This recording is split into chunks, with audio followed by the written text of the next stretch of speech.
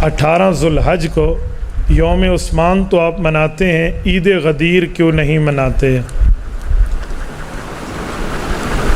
بھائی 18 ذوالحج کو ہم یوم عثمان تو نہیں مناتے، کس نے آپ کو کہا؟ ہم تو حضرت عثمان غنی رضی اللہ عنہ کی شہادت بیان کر رہے ہیں، یوم منانا تو کچھ اور ہوتا ہے۔ نمبر 2، عید غدیر کیا ہے؟ ذرا مجھے سمجھائیں۔ اسلام میں ہم نے تو کل 2 عیدیں پڑھی ہے، یا عید الفطر ہے یا عید الاضحیٰ ہے۔ عید غدیر اللہ کے رسول نے پڑھائی ہے کہیں؟ حضور پاک نے اس کا شد خطبہ دیا ہو، ذرا فرما دیں کیا خطبہ تھا؟ اس عید کے دن میں کپڑے پہننے کا حکم کہیں ہے حضور میں، صحابہ میں، اہل بیت میں ملتا ہے؟ کسی نے منائی ہے؟ حضور پاک میں حضرت علی نے منائی ہے، حضرت امام حسن امام حسین نے منائی ہے۔ اچھا، اس عید کا خطبہ کیا ہے؟ یہ عید کا وقت کب سے شروع ہوتا ہے اور اس کی چاند رات کب ہے؟ ذرا یہ تو بتائیے۔ اور اس عید کا ختم کیا ہوتا ہے؟ اس عید کی کتنے دن ہیں؟ قرآن خاموش، رسالت مآب کا فرمان خاموش، صحابہ کی تعلیمات خاموش، اہل بیت کی تعلیمات خاموش۔ تو بھائی ہم اس عید کو عید اپنی مرضی پہ نہیں کہہ سکتے جس عید کو مدنی کریم نے، علی المرتضیٰ نے عید نہ کہا ہو۔ تو بیٹھے بیٹھے عید بنا لے اپنے پیٹ سے، اور تو مجھے کہہ جی تو عید غدیر کیوں نہیں مناتا؟ اللہ نے منانے کا حکم دیا، حضور نے دیا، صحابہ نے دیا، اہل بیت نے دیا؟ جی نہیں۔ اچھا چھوڑیے، جو 12 ائمہ ہیں ان میں کسی امام نے اس دن کے عید منانے کا حکم دیا؟ حضرت علی، امام حسن، امام حسین، امام زین العابدین، امام محمد باقر، امام جعفر الصادق، امام موسیٰ کاظم، امام علی رضا، امام تقی، امام نقی، امام حسن عسکری، امام محمد مہدی، کسی کی تعلیمات میں عید غدیر کے احکام موجود ہیں؟ کسی نے پڑھی، پڑھائی، سنی، سنائی، منوائی ہو تو دکھا دے۔ تو جی اس لیے میں نہیں مناتا کہ اس کا شریعت میں ثبوت کوئی نہیں، جس کا شریعت میں ثبوت ہے اس سے میں مانتا ہوں۔ اللہ اللہ اور خیر صلی اللہ۔ یہاں پر شاید کچھ لوگ آپ کو کہہ دیں کہ غدیر ایک کنویں کا نام تھا، اور ادھر حضور پاک علیہ السلام نے ایک بات کی تھی، اس وجہ سے ہم عید مناتے ہیں۔ جی پہلی بات ہے، غدیر علاقے کا نام تھا، خم کنویں کا نام تھا، میں مان گیا، حضور پاک نے بات بھی کی تھی، میں مان گیا، لیکن اس بات کو بطور عید منانا نہ حضور نے کیا ہے، نہ نبی نے کیا ہے، نہ علی نے کیا ہے۔ بات کی بات تو میں کر لیتا ہوں، غدیر کا مسئلہ بھی سنا دیتا ہوں، خم کی حدیث بھی بتا دیتا ہوں، لیکن اس کو عید منانا نہ نبی کر رہے ہیں نہ علی کر رہے ہیں، تو کہاں سے کر رہے ہیں؟ تو اس لیے میں نہیں کرتا۔ نمبر 2، وہ بات کیا تھی؟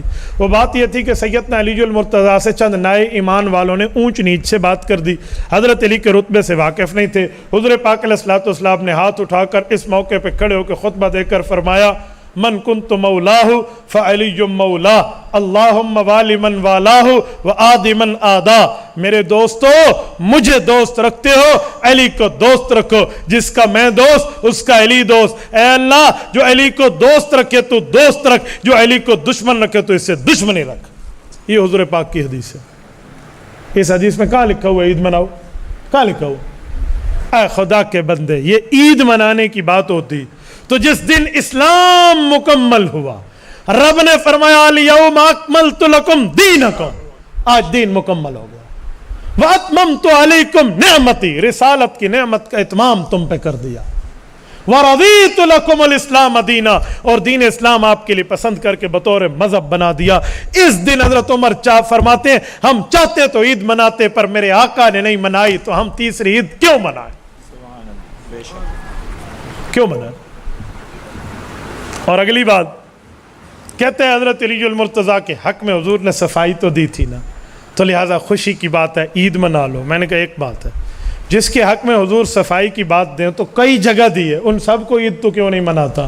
اور جو باقی باتیں ہیں، حضرت عائشہ رضی اللہ عنہ پہ الزام لگا، حضور پاک نے اللہ کی دی ہوئی صفائی پڑھ کے سنائی، سبحانک ھذا بہتان عظیم۔ حضرت عائشہ کی صفائی میں رب نے 18 آیات اتار دی، اس دن تو عید صفائی کیوں نہیں مناتا؟